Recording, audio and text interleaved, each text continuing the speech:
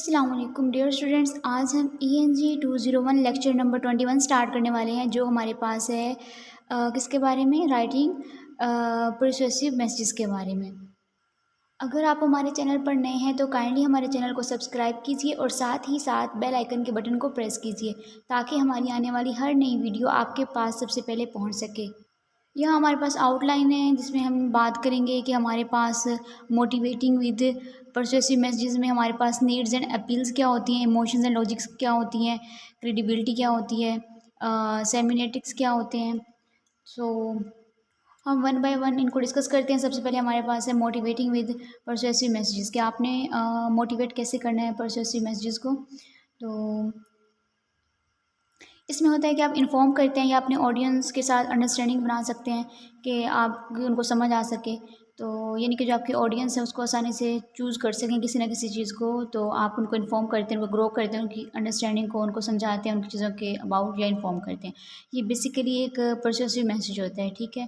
And اس کو motivate کیسے کرتے ہیں، اس میں کچھ چیزیں انکلوڈ ہوتی ہیں، یہ آپ کو مائنڈ میں رکھنی چاہیے اپنی آڈینس کے لحاظ سے۔ وہ ہیں ہمارے پاس کہ سب سے پہلا ہے ہمارے پاس نیڈز اینڈ اپیلز، دین ہے ایموشنز اینڈ لاجکس، تھرڈ ہے کریڈیبلٹی اینڈ سیمینٹکس۔ ان چار چیزوں کو آپ اپنے مائنڈ میں رکھنا ہے، ان کا خیال کرنا ہوتا ہے۔ ان کو ہم ڈسکس کرتے ہیں کہ کر کے پہلا ہے ہمارے پاس نیڈز اینڈ اپیلز، اور اس میں یہ ہے کہ ہر کوئی اس میں انٹرسٹ نہیں ہوتا، ہر کسی کا انٹرسٹ نہیں ہوتا اس میں، تو آپ نے کیا کرنا ہے، آپ نے انالائز کرنا ہوتا ہے کہ آپ نے اپنے آڈینس کے اباؤٹ دیکھنا ہوتا ہے کہ ان کی کمانڈس کیا ہیں، ان کی نیڈس کیا ہیں، اور آپ نے اپنا جو میسیج ہے اس طرح سے کنسٹرکٹ کرنا ہوتا ہے کہ آپ ان کی نیڈس کو اپیل کر سکیں، ان کی جو نیڈز ہیں ان کو فلفل کر سکیں، ٹھیک ہے، ان تک پہنچ سکیں۔ تو آپ نے اپنا میسیج اس طرح سے بنانا ہوتا ہے کہ ان کی جو ضروریات ہیں، ان کی جو ریکوائرمنٹس ہیں، جو وہ چاہتے ہیں ان تک پہنچ سکیں۔ اس طرح کا میسیج آپ نے ڈیزائن کرنا ہے، یہ بنانا ہے، ٹھیک ہے۔ سیکنڈ ہے ایموشن اینڈ لاجک۔ ایموشنس کی بات کریں یا یہاں پر ہم لاجکس کی بات کریں تو اس میں یہ ہے کہ ہمارے پاس جو اگر ایموشنز اور فیل کی بات کریں کہ ہیومن فیلنگز جو ہوتی ہیں، جو ایموشنز ہوتے ہیں وہ کیا ہوتے ہیں، اس میں انکلوڈ ہوتے ہیں۔ اینڈ آپ نے اس میں کیا کرنا ہوتا ہے، آپ نے اس چیز کا خیال رکھنا ہوتا ہے کہ یہ جو ان کے جو ایموشنز، آپ کے آڈینس کے جو ایموشنز ہیں وہ ہرٹ نہ ہو، ان کے اباؤٹ ان کو گائیڈ کرنا ہوتا ہے۔ مطلب کہ آپ جو ایموشنل اپیل دے رہے ہیں وہ زیادہ افیکٹو نہیں ہونی چاہیے، لیکن آپ نے اس بات کا ساتھ ساتھ بہت زیادہ خیال رکھنا ہوتا ہے۔ اس کے بعد ہمارے پاس ہے کریڈیبلٹی۔ کریڈیبلٹی میں یہ آ رہا ہے کہ ویز ہوتے ہیں اس کے کہ اس کو کیسے گین کیا جاتا ہے۔ اگر آپ حاصل کرنا چاہتے ہیں کریڈیبلٹی کو تو اس میں ہمارے پاس 5 سے 6 چیزیں دی گئی ہیں جنہیں آپ کو فالو کرنا ہے۔ اس میں آپ نے بہت زیادہ ایکسائٹمنٹ شو نہیں کروانی، بہت زیادہ سنسیئر رہنا ہے، آنیسٹ رہنا ہے، اور بہت زیادہ اپنا ایکسپرٹ ہو کے اپنے میسیج کو شیئر کرنا ہے، اپنے نالج کو ایز اے ایکسپرٹ شیئر کرنا ہے، اپنے نالج کے لحاظ سے جو آپ کے پاس انفارمیشن ہے وہ دینی ہے۔ اس کے بعد ہمارے پاس ہے کہ ہیونگ گڈ انٹینشنز، آپ کو جو فوکس کرنے کا اسٹائل ہے یا اپنے آڈینس کا جو اٹریکشن ہے یا فوکس حاصل کرنا ہے، یا جو ان کا جو دھیان ہے آپ کی طرف وہ آپ نے حاصل کرنا ہے، تو اس کا بھی آپ نے خیال رکھنا ہے، ٹھیک ہے۔ اس کے جو ٹرسٹ وردی رہنا ہے، آپ نے آنیسٹ رہنا ہے، آپ نے ایماندار رہنا ہے اور قابل رہنا ہے کہ وہ آپ کی رسپیکٹ کریں، آپ آڈینس کی رسپیکٹ کریں، وہ آپ پہ ٹرسٹ کر سکیں، ٹھیک ہے۔ اس کے بعد ہے ہمارے پاس اسٹیبلشنگ کامن گراؤنڈ، جس میں آپ کو بلیفس، ایٹیٹیوڈز ہے، بیک گراؤنڈ ہے، ان سب باتوں کا آپ نے بہت زیادہ خیال رکھنا ہے۔ لاسٹ ہمارے پاس ہے سیمینٹکس۔ سیمینٹکس کیا ہوتے ہیں؟ ورڈز ہوتے ہیں جو آپ چوز کرتے ہیں، جنہوں کو آپ چوز کرتے ہیں ورڈز کو میسیج بنانے کے لیے، یا آپ کے پاس ایسے ہونے چاہیے جو بہت زیادہ سوٹیبل رہیں۔ ہو سکتا ہے وہ زیادہ انفارمیشن دے رہے ہوں، اور جیسے کہ ڈکشنری میں ڈیفینیشن دی جاتی ہے اس میں اس ورڈز کی بہت زیادہ بتایا جاتا ہے، اس طرح سے زیادہ نہ بتایا جا رہا ہو، بس ہے کہ زیادہ بتایا جا رہا ہو، اتنا زیادہ نہ بتایا جا رہا ہو، یعنی کہ آپ نے ایکوریٹ ورڈز کو یوز کرنا ہے، ٹھیک ہے، چوز کرنا ہے۔ اس کے بعد آرگنائزنگ پرسویسو میسیجز، کہ آپ نے کیسے آرگنائز کرنے ہیں پرسویسو میسیجز، اس میں آپ کے پاس کون سے پلان ہونے چاہیے، کن کو فالو کرنا ہے آپ نے، ٹھیک ہے۔ اور اس میں ہمارے پاس جو پرسیپشن ہے وہ ہوتی ہے انڈائریکٹ اپروچ، یہ ڈائریکٹ نہیں ہوتی، یعنی کہ جو بات آپ کریں وہ ڈائریکٹ نہیں کریں، ایک طریقے سے کریں، ایک میتھڈولوجی یوز کریں، انڈائریکٹ وے میں آپ اس کو کریں، ٹھیک ہے۔ تو اس کے لیے جو پرسیسو میسیجز ہیں اس کے لیے آپ کے پاس کون کون سے پلانز ہیں؟ AIDA، ایڈا، ٹھیک ہے۔ A for attention, I for interest, D for desire, A for action. اب اٹینشن میں کیا ہوتا ہے؟ فرسٹ آبجیکٹیو آپ کا جو ہوتا ہے وہ یہ ہوتا ہے کہ آپ اپنے آڈینس کو انکریج کرنا ہے کہ آپ کی بات کو بہت زیادہ فوکس کر کے سنیں، بہت زیادہ انٹرسٹ لے کے سنیں، بہت زیادہ دھیان سے سنیں، جو بھی بات آپ اپنے میسیج میں بتانے جا رہے ہیں ان کی اٹینشن آپ پہ ہو، ٹھیک ہے۔ سیکنڈ ہے انٹرسٹ، یعنی کہ آپ نے جو بھی بات کرنی ہے آپ نے ایسا ماحول بنانا ہے، اس طرح سے کرنی ہے کہ جو آڈینس ہے وہ انٹرسٹ لے کے آپ کی بات سنیں، ٹھیک ہے۔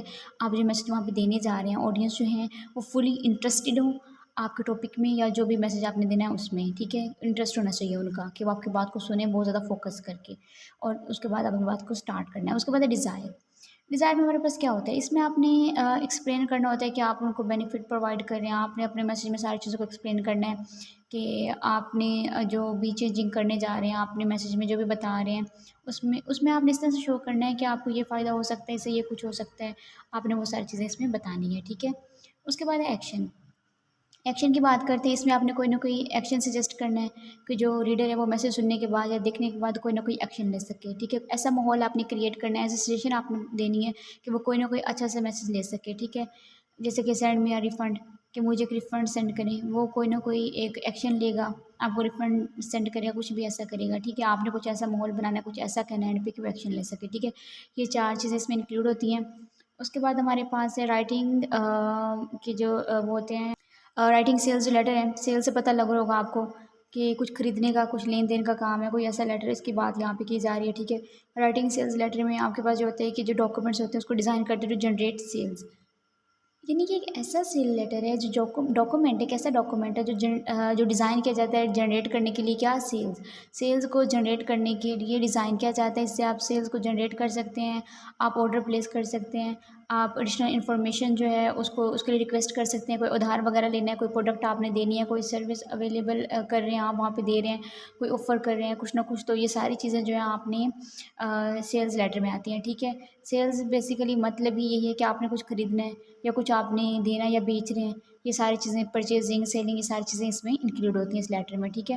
ایسی انفارمیشن آپ اس میں پرووائڈ کرتے ہیں، ٹھیک ہے۔ اس کے بعد ہمارے پاس ہے پلاننگ سیلز لیٹر، کہ آپ سیلز لیٹر کی پلاننگ کیسے کرنی ہے، آپ کیسے کر سکتے ہیں، ٹھیک ہے۔ سیلز لیٹر کا تو آپ کو پتہ چل گیا کیا ہوتا ہے، اب اس کو اپنے پلان کیسے کرنا ہے، ٹھیک ہے، اس کو پریزنٹ کیسے کرنا ہے، لکھنا کیسے، اس کا وے کیا ہے، اس کا میتھڈ کیا ہے، شیئر کیسے کرنا ہے، سینڈ کیسے کرنا ہے۔ سب سے پہلے اس میں ہمارے پاس کیا آ رہا ہے، اس میں ہمارے پاس 3 اسٹیپ ہیں۔ پہلے اسٹیپ میں ہمیں دیا گیا ڈیٹرمائن دا مین آئیڈیا، کہ آپ نے مین آئیڈیا کو ڈیٹرمائن کرنا ہے، اس کا مین آئیڈیا کیا ہے، ٹھیک ہے۔